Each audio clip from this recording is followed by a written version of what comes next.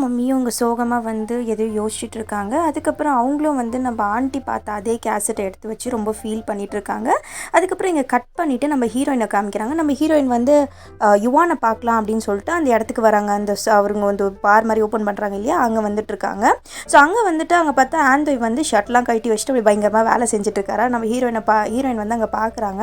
பார்த்துமே ஆந்தோய் பார்த்தது ஆந்தோய் உடனே போயிட்டு ஷர்ட் போட்டுட்டு வராரு. அதுக்கப்புறம் ஹீரோயின் ஆந்தோய் பார்த்துனே பேச ஆரம்பிக்கிறாங்க. நீ அந்த பையனுடைய ஃப்ரெண்டு இல்லை அப்படின்னு சொல்லிட்டு அவங்க கிட்ட இந்த மாதிரி சொல்லிட்டு இருக்கான். அவன் ஃப்ரெண்டு என்ன வேலை பண்ணி வச்சிருக்கான் பார்த்தியா, இந்த மாதிரி அவன் பண்ண வேலை வந்து எனக்கு வேலையே போயிடுச்சு, என்னை சுற்றி இருக்கிறவங்களும் என்னை பார்த்து சிரிக்கிறாங்க.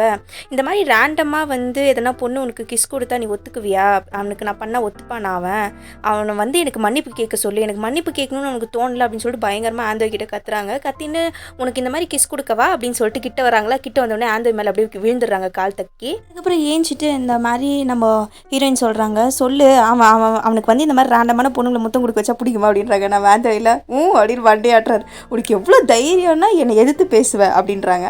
அதுக்கப்புறம் கையில் வந்து நம்பரை எழுதி கொடுத்து ஃபஸ்ட்டு எழுதுறாங்க. அதுக்கப்புறம் தப்பாக வந்துச்சுன்னு கிரிக்கிறாங்க. அதுக்கப்புறம் மறுபடியும் ஒரு நம்பரை எழுதி கொடுத்துட்டு அவனை வந்து என்னை மன்னிப்பு கேட்க சொல்லு அப்படின்னு சொல்லிட்டு நம்ம ஹீரோயின் அங்கே வந்து போயிடுறாங்க. அதுக்கப்புறம் இங்கே வந்து நம்ம யுவானை காமிக்கிறாங்க. நம்ம யுவான் வந்து அவங்க அப்பாவை பார்க்கறதுக்காக வந்திருக்காரு.